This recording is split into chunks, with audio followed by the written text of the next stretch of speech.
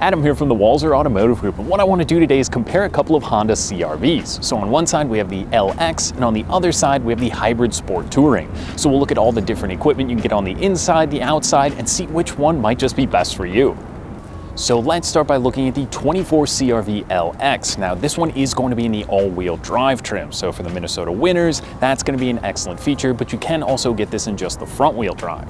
Now 2023 was the refresh for this model, so it's a carryover into 24 with just a few changes according to different trim levels or a few other things, but nothing too major for the 24s. Now this is going to have a gas-powered engine. That's going to be a 1.5 liter that's going to give you 190 horsepower, and that's going to be put to the ground through a CVT transmission. So it's basically like one long automatic gear, so it's very smooth when you're out on the road. The biggest difference you are going to notice on the exterior with the Sport is a lot of that gloss black trim that goes around the vehicle. This one you will find a little bit more chrome as well. The styling isn't quite as sporty when you jump up to obviously the Sport Touring model. But if you need basic transportation, the LX MSRP in the all-wheel drive is going to be just over $32,000. So even though the LX is just the base trim, you are going to get Honda Sensing, which is the safety equipment built into this vehicle. A lot of that stuff we can take a look at inside, but for now let's hop over to the Sport Touring and check out that model. Okay, so now let's look at the Hybrid Sport Touring. This is going to be the range-topping model for the CR-V. And the biggest difference is you're going to find a 2-liter 4-cylinder that's going to be driven by 2 electric motors. So with the non-hybrid powertrain and just the regular 1.5 liter engine over there, you're going to be looking at about 29 combined mpgs. When we go to the hybrid, you're going to be looking at about 37 mpg combined. So that's going to be 40 miles per gallon in the city. So if you're doing a lot of city driving or even highway driving, you might want to tend to lean towards the hybrid. Now the Sport Touring, like I said, has that cool gloss black trim that goes around it. This adds the blacked out wheels and some black emblems that also go around the vehicle. Now this one gets a few other things on the exterior like LED headlights as well as taillights, and you're going to have the roof rails up above in case you wanted to put a roof rack or a roof box or mountain bikes or anything up above to enjoy the outdoors. You will also notice that this is going to have parking sensors, so those are going to be found in the front grille, which is going to be a little bit different. Overall, the general styling will be the same. It's just going to add a few different luxury or sport features to this one. Now, this one, the MSRP is going to be just over $42,000, so it is a $10,000 difference from the base LX trim up to the Hybrid Sport Touring. So let's hop back over to the LX and we'll check out that interior. Okay, so now inside the LX trim, the first thing you notice is the 7-inch touchscreen display. So it actually is going to have Apple CarPlay as well as Android Auto. It's going to be a wired system. So I've got my phone plugged in here and I can get my messaging, my Google Maps, Spotify, all that good stuff right up here. And as well, this one will come standard with that backup camera. There's a few different things. If I pop it into reverse here, you can actually point the camera straight down to see what's behind you. So that's a pretty cool feature there. Now you will keep automatic climate control, so I can set it to 75, tap the button, or you can obviously manually control it that way.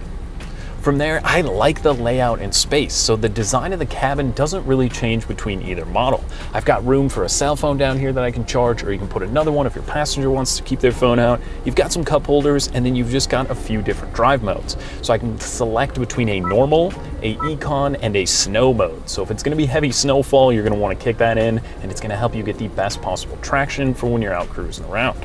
Now you've also got auto start stop to help you save a little bit of fuel through this 1.5 liter, and there's a brake hold. So if you come up to a stop, you can use that and will actually hold the vehicle until you tap the gas again, which is kind of a neat feature if you're in a lot of traffic, or if you come up to a stoplight, it'll hold it there. Now, speaking of traffic, this one does have the adaptive cruise control. So I can turn my cruise control on and I can set 4, 3, 2, 1 car lengths ahead of me. And if you're doing a lot of highway driving or cabin trips or anything like that, that is a really cool feature that's just going to keep that distance to the vehicle in front of you and makes it very convenient when you're out on the road. So like I said, with some of the safety features, this one is going to have a road departure mitigation system as well as a collision mitigation braking system. So what does that actually mean for you? If there's a vehicle that maybe you're not paying attention and don't see, it can actually apply the brakes for you to help you out in an emergency braking situation. It'll also kind of help you stay in your lane. So if you're maybe not paying attention for a second or you veer out of your lane, it will beep and alert you to get back into your lane, which is a great safety feature to have. Now there's also a few controls on the steering wheel. The left side of the gauge cluster is actually all digital. So you can set that to show your fuel economy, some of those safety settings, or just the speed and time in there. There's a whole bunch of really cool stuff to program that to see what you want to see when you're out on the road. Now this one is just going to have the standard two-tone cloth seats, which are actually really comfortable. And I'm about 6'1", and I noticed in the back seats, I have plenty of legroom back there. It's comfortable. I think if you've got the kids or the family with you, they're going to have plenty of legroom. There's a really convenient feature that once the kids get a little bit older, you can lean or recline those seats so you can have your comfortable passengers in the back, and you can remain very comfortable with lots of room up front.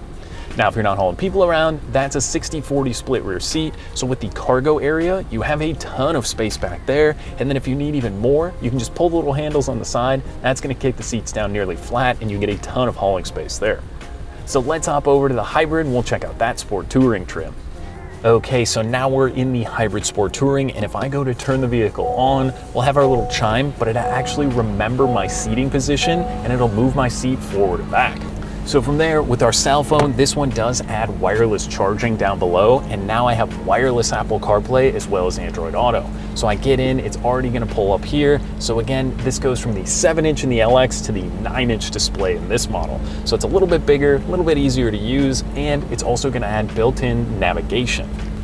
So like I said, this is the biggest difference from the LX to the Sport Touring. So if there's specific things you maybe want in some models but don't need all of the equipment, there's certainly a lot of trim levels along the way. Now they've also added the Sport L trim for the 24 model, so that's going to give you a lot of the good equipment, but maybe not the range-topping Sport Touring.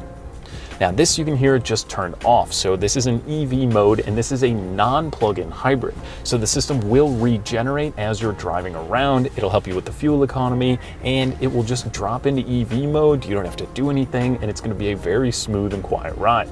Now from there, this one is going to add heated seats for the driver and the passenger, and my all-time favorite feature, the heated steering wheel. So press on the button here, and you're going to get full heat on the steering wheel, which it's cold today. It looks sunny and nice, but when you have that feature paired with the heated seats, that is excellent for these Minnesota winters. Now you also do add the dual zone climate control and a little bit of piano black accenting around the cabin. You'll find it in the center console here, on the dash, which is really cool. It just adds a classy and kind of sporty look at the same time. There's going to be a few different things found in our gauge cluster here. So you can see the power flow of the hybrid system, and there's a few different safety features added into this model. This one's going to add the blind spot monitoring system. It's going to keep that adaptive cruise control and the road mitigation system in here, but it just adds a little bit more safety for you and if your family's in the vehicle to make sure you're safe at all times. So in the rear seat in this model, you're going to add a couple of USB chargers back there so the kids in the back can keep all their devices charged up, but it's going to be that same 60-40 split rear seating, and it's going to be the same amount of cargo space in the back. The one thing you do add to this model would be the power lift gate. So with the press of a button or on your key fob, you can open the back, and you can even swing your foot underneath, and that's going to kick open the tailgate for you. One other thing that's pretty cool on this model, on the key fob, is going to be the remote start. So when it's cold like it is today, you can fire it up and have it nice and toasty when you hop into your CR-V and take off for a long trip. Now the backup camera from the 7 to the 9-inch display is going to be about the same settings. You can look straight down, and it is a crystal clear display that makes it very easy to use and make sure you're not backing into anything. So overall, what do I think? Now, obviously there is a $10,000 difference between the LX and the CR-V hybrid in the Sport Touring trim. So maybe you don't want all the equipment, but you want maybe the nicer seats or the heated steering wheel. There's a lot of different options, and that's what's great about the CR-V. Maybe you need front wheel drive or all wheel drive. There's going to be different fuel economy settings. So I think if you're doing a lot of city driving, the hybrid definitely makes sense and will help you out in the long run. But if you're just looking for A to B transportation, I think the LX is super comfortable. It's quiet on the road. It's easy to park because of that size and convenience. So there's a lot of benefits to looking at both models and just figuring out what fits your budget or which seat do you like, which interior works better for you. So I think you got to get out, take each one for a spin, and see what you think. So that was just a quick look at the 24 Honda CR-Vs. Now, if you'd like more information, you can visit us online at walser.com or stop by Walser Honda in Burnsville, and we'd be more than happy to help you out. Thanks for watching.